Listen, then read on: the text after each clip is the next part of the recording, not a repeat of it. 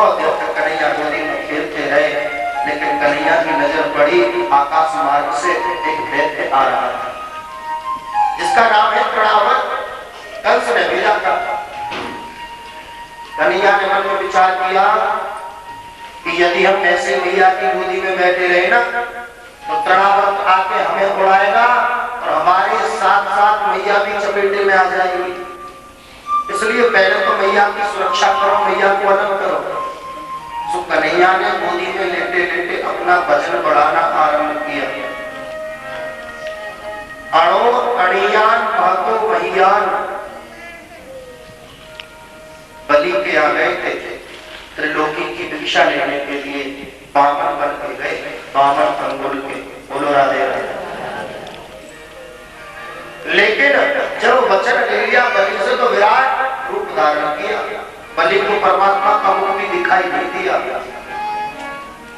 भगवान छोटे से छोटा बनना जानते हैं तो बड़ा ये कार्य संपन्न होता है। लेकिन जितनी अष्ट सिद्धि नवनिधि ये सब भगवान की सेवा में हमेशा तत्पर रहती है। मन में विचार करते प्रभु हमें कोई सेवा का अवसर दे तो सही। कन्हैया ने भजन बढ़ाना आरंभ किया। मैया ने सोची मेरे लाला में इतना भजन कहां से है, इतना भारी सहन नहीं हुआ। मैया ने विचार किया ऐसा लगता है कि लाला ने ज्यादा दूध पी लिया है इसलिए इसका वजन बढ़ गया है। तो मैया ने कन्हैया को आंगन में छोड़ दिया।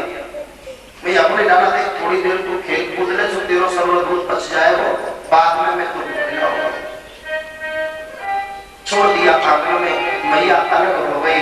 तृणावर्त आया और आकर कन्हैया को आकाश में उड़ा के कन्हैया में विचार करते देखो संसार में सभी मामा अपने अपने भाइयों को उपहार भेजते, खिलौने भेजते।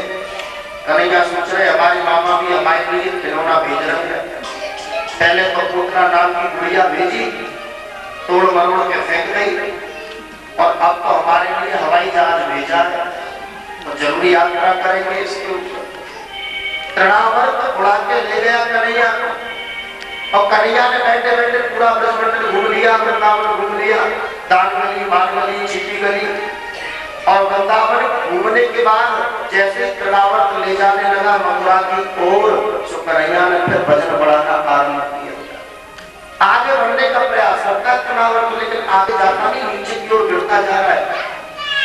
तृणावर्त मन में विचार करता है कि ऐसा थोड़ी धोखे धोखे में नंदरानी की महल से किसी काले पत्थर को मैं उठा के ले आया हूँ। बार बार मुड़ के देखता है पीछे, कहीं शिला को नहीं उठा के ले आया। भगवान मन में विचार करते देखो को मेरे भक्त पत्थर में मेरा दर्शन करते और ये मुझ में पत्थर देख रहा है। अंतिम समय इसने पत्थर का स्मरण किया तो क्यों ना इसे शिला पर ही पछाड़ा जाए। तब ऋषि की आवाज के साथ तृणावर्त का उद्धार कर दिया। बोलो भक्तवत्सल भगवान की जय। धीरे धीरे कन्हैया बड़े हुए और जैसे बाहर निकले घर के बाहर, तो कन्हैया के बराबर के जितने भी ग्वाल बाल थे ना, सबने आके कन्हैया को चारों ओर से घेर लिया। अब कन्हैया सबका परिचय पूछते हैं। हाँ भाई लाला तेरो गाना में, बोले हमारा नाम है श्रीदामा। अच्छा भैया। दूसरे से पूछी तेरो का नाम है, बोले हमारा नाम है मधुमंगल। कहाँ है? बोले तेरे महल के पीछे हमारा घर है। अच्छा भैया अभी तक तो मिले नहीं। बोले आज तुम बाहर निकले हो तो जानकारी बढ़ेगी। तीसरे से पूछा भैया तेरा क्या नाम है? बोला हमारा नाम है मनसुख। कन्हैया बोले तू दुबलो पतलो, अरे ना तो तू मनसुख और ना तनसुख, माखन ना खावेगा। मनसुख बोलो कन्हैया दादा गैयन की सेवा खूब करें, खूब माखन हो हमारे घर में, पर हमारी मैया सबरे माखन मथुरा जाके पीछे आ गए। कन्हैया बोले ओहो बड़ी गलत बात है ये तो। गायन की सेवा करें हम ब्रज के ग्वाला और माखन खावे मथुरा के लाला, गलत बात है। अरे गौ माता की सेवा करो, गौरस को पान करो तो शक्ति आ गई। ना तो मन सुख है न तन सुख है, माखन खाए करो ताकत आवेगी। बोले भैया राजी देना है, कन्हैया बोले काम करे करो, तुम ना माखन चुरा के खाए करो। बार बार बोले बारे बार हमने छोड़ा, हमें चोरी की शिक्षा दे। कन्हैया बोले जादारी के खाने पीने की चीज की कोई चोरी होगा? अरे रुपया पैसा थोड़ी चुरा रहे हैं, माखन की बात कर रहे हैं। बाल बाल बोले चोरी कैसे करी जाए, हमने तो आवेदन है। कन्हैया बोले हमारे विद्यालय में भर्ती है, जाओ हम सिखा देंगे चोरी कैसे करी जाए। नन्हे नन्हे ग्वाल वाले कंडे कर लिए और मंडली का नाम रख दिया बाल गोपाल चौर्य प्रचार विद्या मंडल। खूब सखाओं की भर्ती हो गई। सखा बोले कन्हैया बता भैया कैसे चोरी करी जाए? बोले सबसे पहले तो अपने अपने घर में करो। अच्छा भैया ठीक है।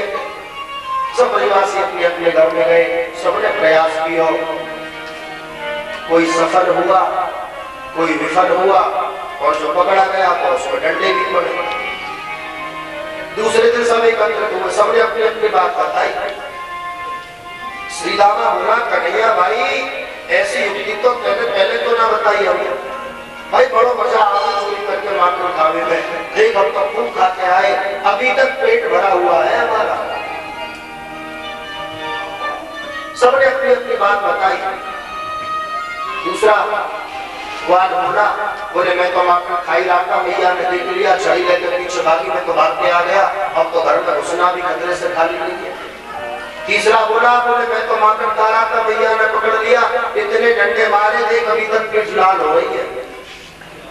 कन्हैया बोले देखो अब तुम हमारे संग चलो। और ग्वाल वालों को संग लेकर कन्हैया नित्य प्रति एक नई गोपी तैयार जाते हैं और उसके माखन का भोग लगाते हैं। बोलो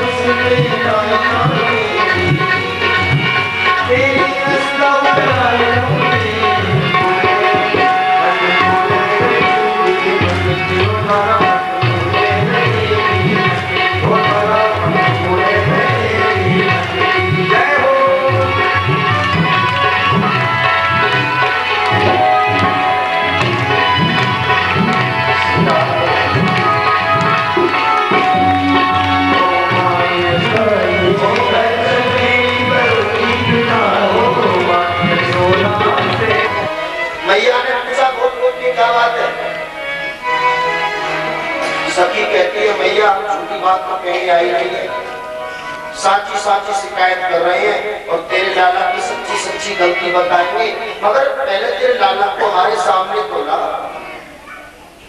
पीठ पीछे बुराई थोड़ी करेंगे, मुंह के सामने बुराई करेंगे। बोला भैया ने आवाज लगाई, लाला कन्हैया। कन्हैया दौड़े दौड़े आए, पाँव में पैजनियां बंधी है, छम छम छम की आवाज करके कन्हैया आए। और जैसे कन्हैया ने ब्रजरूपियों के झुंड को खड़ा हुआ देखा, तो मैया की साड़ी का पल्लू पकड़ के कन्हैया मारे डर के थर-थर कांपने। कन्हैया मन में विचार करते कि आज गोपियां आई हमारी शिकायत करेंगी, और यदि इन्हें हमारी शिकायत करी तो मैया हमारी पिटाई करेगी। सब गोपियों ने कन्हैया को देखा और देखते ही बड़े भाव बोलो, देखे बिन कान्हा जब मन नाहि माना, देखे बिन कान्हा जब मन नाहि माना, इन आंखों से आज पहचाना है, कृष्ण पद कमलों में मन को लगाना, ये गोपियों का ताना उठाना तो बहाना है। उड़ाने के बहाने से आई कन्हैया का दर्शन करने के लिए, और जैसे ही प्रभु का दर्शन किया तो भूल गए कि हम इसलिए आई है। मैया बोली बोल गोपी कहाँ है, वैसे कुछ खड़ी रह गई। गोपी का ध्यान रखा करो। गोपी कहती है मैया तुम्हारा लाला हमारे घर में आवे, और आके वत्सानुचर हमारे बचपन खोल के चले जाओ। मैया बोली दारी की तेरो काम तो करो, तेरी मदद ही तो करी जा, में कौन सी गलत बात है। गोपी कहती है भैया जब इनको पता चले कि गाय दुहेवी को समय है गया, 5 मिनट पहले छोड़ने में बछड़ा पूरा दूध पी जाए, एक बोतली दूध गाय की तन में मिले नहीं, वचिला समझिए बिना कहीं खोल के चले जावे। और जब कभी हम में कन्हैया ने बछड़ा खोल दीजो तो टेढ़ो मुंह करके बोले हम का तेरे नौकर लग रहे, अपने आप खोलने तेरे हाथ पाँव ना आएगा। बिना कहे खोल के चले जाए, कहे तो हमें डांटने पड़े हमारे ऊपर। और जब डांटे तो बस तिरछी चिकन से मुस्कुरा देवे, और जैसे ये मुस्कुरावे भैया साची कहे इनकी मुस्कान देख के हमको सब भूल जाए। खावे तो हम क्यों ना प्रभु से खवा देंगे। भैया मैंने बड़ी सुंदर एक थाली में माखन निकालो, हमें मिश्री रखी, मैंने कही डाला जब माखन मिश्री खाओ, तो टेढ़ो मुंह करके बोले गोपी तेने काम भिखारी समझ रखे हैं। अरे हमारे घर कौन सी माखन की कमी है, 9 लाख गाय मेरे नंद बाबा के नित्य नयो माखन होए। माखन को लोग दे रही है। भैया मैंने जब पूछी लाला अब दिए के ना खाओ तो चोरी करके क्यों खाओ, तो पेड़ों में करके बोले गोपी चोरी के माखन को तो मजा ही कुछ अलग है। भैया बोली कान पकड़ के डांट दिए करो, मान जाए को बालक ही तो है। गोपी बोली भैया एक दिन हमने ऐसा करके देख लियो, कान पकड़ के जो डांटने लगी तो ऐसी हंसी हंसे ये कि हमको सारा गुस्सा हमारा ठंडो है। भैया बोली हमें मेरों का दोष। एक गोपी बोली भैया मेरी सुनो, तेरी भी सुने में बोल कहा बात है। भैया 2 दिन पहले की बात है, आज से 2 दिन पहले मेरे पतिदेव को जन्मदिन था। बड़े सुंदर सुंदर पकवान मैंने बनाए, सत्यनारायण की कथा बनी थी घर में। भैया तुम्हारे लाला आए और ठाकुर जी के पाटे पर आके बैठ गए, आसन लगा और बोले भाभी जी हमारा भोग लगाओ। मैंने कही लाला पहले सत्यनारायण भगवान की कथा होगी, फिर जय जय को भोग लगेगो तो प्रसाद मिलेगो। टेढ़ो मुंह करके बोले गोपी सबसे बड़े जय जय तो हम हैं, जी हमसे बड़ो जय जय कौन आ गया। जो बात कह रही है ये बात बिल्कुल ठीक है ना। कन्हैया कहते ना भैया सब झूठ बोल रही है, जितनी गोपियां सब झूठ बोल रही है, इनकी बात को भरोसा मत करिए। ये ना चाहे कि तेरे लाला को नाम हो, तेरे लाला की बदनामी करना चाहे, चोर चोर करके मेरा नाम चोर रख देंगे। इनको पतियारो करे मैं तस्कर ये साब, चोर नाम मेरो धरे मेरो होन न देगी भैया तेरे लाला की बदनामी कर रही है, इनकी बात को भरोसा मत करियो। भैया यशोदा बोली हाँ मेरो लाला तो दूध को धुलो गए है। सब गोपी झूठ बोली जाओ अपने अपने घर को लौट जाओ। गोपी अपन में विचार करती है, बोले जैसो तो ये लाला और बायसी ही जाके भैया बात माने। एक दिन की बात, चलो रज गोपी यमुना किनारे पनघट पे यमुना जल लेने के लिए आए। ब्रज गोपियों का नियम था किसी न किसी बहाने भगवान की चर्चा करते हैं। जल लेने के बाद ही निकल जाती, घर से बहुत देर में लौटती। देखो कोई सासू बड़ी खतरनाक होती है, बोलो राधे राधे। खुद तो सब जगह जाएगी, बहू को कहीं नहीं जाने देती। और आज की भाषा में यदि सास को देखा जाए तो सास का अर्थ ये है कि जो सांस न लेने दे उसे सास कहते हैं, बोलो राधे राधे। और ब्रज की जितनी नव वधु है, नव गोपी है, सब गोपी यमुना जल लेने के लिए परगट पे आई। सासू जी ने पूछा कहाँ जा रही हो? जल लेने जा रही। देर में लौट के जल्दी आया करो, हम जल्दी आएंगे, आप चिंता मत करो। परगट पे आके सब ब्रज गोपी इकट्ठी हो गई और सब एक दूसरे को अपनी अपनी बात बताती है। एक गोपी कहती है, बहन आज तो कन्हैया हमारे घर में आए। अच्छा क्या किया? बोले छीके से मटकी उतारी और मटकी उतार के प्लेट से भोग लगाने लगे। दूसरी गोपी बोली आज कन्हैया मेरे घर में आए। अच्छा तेरे घर में का पियो? बोले पहले तो कुर्मा कर खायो, फिर बार बार ने कमायो, हजारों मंदिर मेरे घर की छत पे टूट पड़े और जब मैं पकड़ ले भागी तो पतो ना अंदर ध्यान लगे कहाँ चले गए। एक गोपी बोली मैं तो घी को मटका लेके मथुरा जा रही, घी बीच में खाई। पीछे से कन्हैया ने एक कंकड़ मारो मटकी में, मटकी छूट गई, मैं पूरे घी में भीग गई। हंसते हुए बोले गोपी रत स्नानम समर्पयामि सावरिया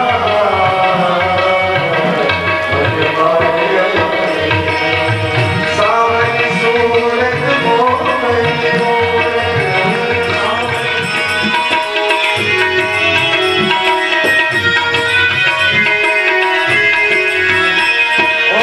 देश में ढूंढा विदेश में ढूंढा, देश में ढूंढा विदेश में ढूंढा, देश में ढूंढा विदेश में ढूंढा, देश में ढूंढा विदेश में ढूंढा, अंत को अंत न पाया रे, अंत को अंत न पाया रे सावरिया।